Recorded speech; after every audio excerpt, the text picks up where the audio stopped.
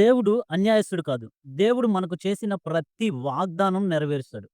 అయితే ఆ వాగ్దానం ఎప్పుడు చేశారు? ఆ వాగ్దానం చేసిన ఉద్దేశ్యం ఏంటి? ఆ వాగ్దానం మన జీవితంలో ఎప్పుడు నెరవేరుతుంది? Praise the lord. ప్రభు నామములో అందరికీ శుభము, జయము కలుగును గాక. ఆమేన్. దేవుడు మనకు ఈరోజు ఇచ్చిన వాగ్దానం ఆదికాండం 15వ అధ్యాయం 1 వచనం చూద్దాం. ఇది జరిగిన తరువాత యెహోవా వాక్యము అబ్రహామునకు దర్శనమందు వచ్చి, అబ్రామా భయపడకుము. నేను నీకు కేడుమును, నీ బహుమానమును అత్యధికమగునని చెప్పెను. అయితే అబ్రాహాం గారికి వాగ్దానం చేశారు. ఏమని? అబ్రాం భయపడకు. నేను నీకు కేడెముగా ఉన్నాను. నీ బహుమానమును అత్యధికముగా చేస్తాను అని చెప్పారు. అయితే అబ్రాహాం గారికి కేడెముగా ఎందుకున్నారు? అబ్రాహాం గారు బహుమానాన్ని అత్యధికంగా చేసేదానికి కారణం ఏంటి? చాలామంది వాగ్దానాలు దేవుడు మనకిచ్చాడు. వాగ్దానం నెరవేరిపోద్ది అని అనుకుంటాము. ఎవరైనా ప్రతి విశ్వాసి అనుకుంటాడు. దేవుడు మనకి వాగ్దానం ఇచ్చాడు. వాగ్దానం మన పట్ల జరుగుతుంది. జరిగిద్ది అని విశ్వసిస్తారు. మంచిదే. కానీ అది ఎప్పుడు మన జీవితంలో నెరవేరుతుంది? దాన్ని ఎప్పుడు మనం పొందుకోగలము?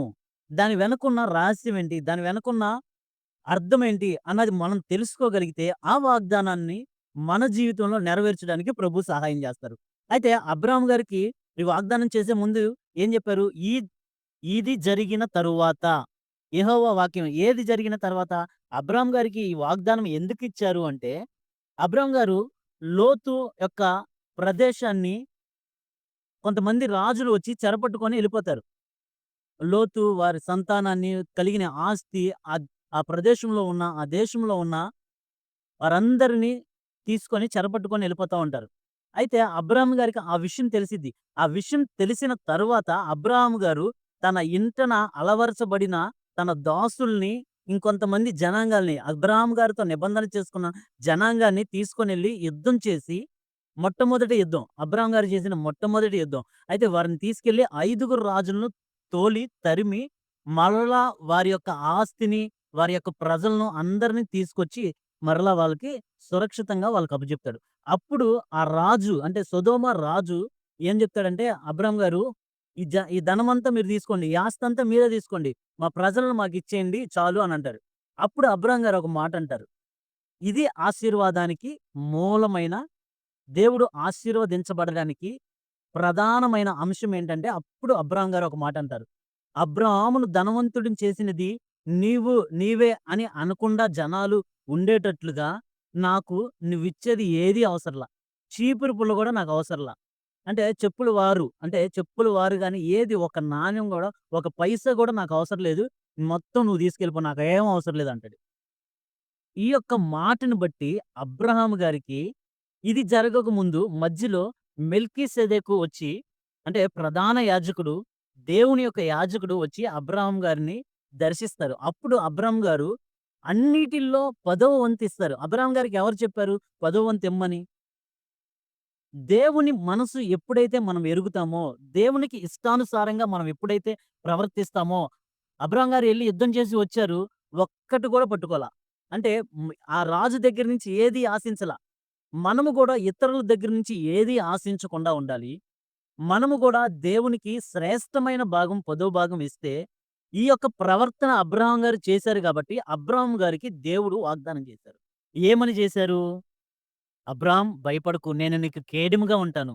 అంటే కేడెం అంటే అది ఒక ఆశీర్వాదం. అంటే శత్రువుకి, మనకి మధ్యలో ఒక కవచం. ఆ కవచంగా ఉంటానన్నాడు దేవుడు. కేడుము అంటే డాలు అని గూడా అంటారు. అయితే అది శత్రువు యొక్క బాణాల్ని అడ్డగిస్తది. కేడుము అంటే దేవుడు శత్రువుకి, మనకి అంటే అపవాదికి, మనకి మధ్యలో ఒక కేడుముగా ఉండి మనల్ని ప్రొటెక్ట్ చేస్తానని అబ్రాహాం గారికి వాగ్దానం చేశారు. అబ్రాహాం గారు ప్రవర్తించిన ప్రవర్తన మనము గూడా ప్రవర్తిస్తే దేవుడు మనకు కేడుముగా ఉంటారు. మన యొక్క మన యొక్క సంతానము అత్యధికముగా చేస్తానని దేవుడు వాగ్దానం చేశారు. అయితే అబ్రాహాం గారికి చేశారు. ఆ వాగ్దానం మనకెలా చేశారు? అబ్రాహాం గారు విశ్వాసులకు తండ్రి. కాబట్టి మనము గూడా విశ్వాసులం గాబట్టి, మనకి ఎవరు తండ్రి? విశ్వాసాన్ని బట్టి అబ్రాహాం తండ్రి. అబ్రాహాము యొక్క సంతానం మనం. ఆయన సంతానం అత్యధికమైంది ఇజ్రాయేలంతా. అలాగే అన్యజనులైన మనము యేసుక్రీస్తు ప్రభువారి ద్వారా అబ్రాహాము సంతానం. యేసయ్య గూడా అబ్రాహాము సంతానం. అలాగే అబ్రాహాము సంతానం అత్యధికమైనట్లు మన సంతానము అత్యధికమవుతుంది. మనకు గూడా దేవుడు కేడెముగా ఉంటాడు. ఎట్లాగా? దేవుని వాక్యం అబ్రాహాముని దర్శించింది.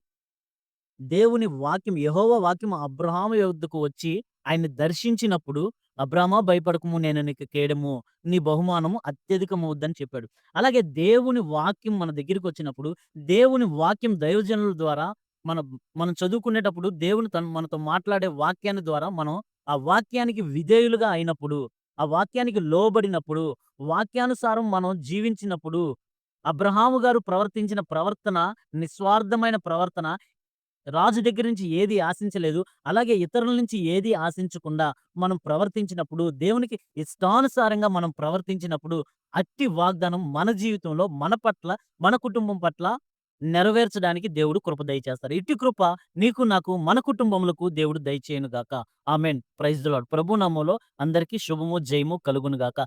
సమస్త ఘనత, మహిమ, ప్రభావము ప్రభువైన యేసు క్రీస్తు నామములో తండ్రికే చెందును గాక. ఆమేన్.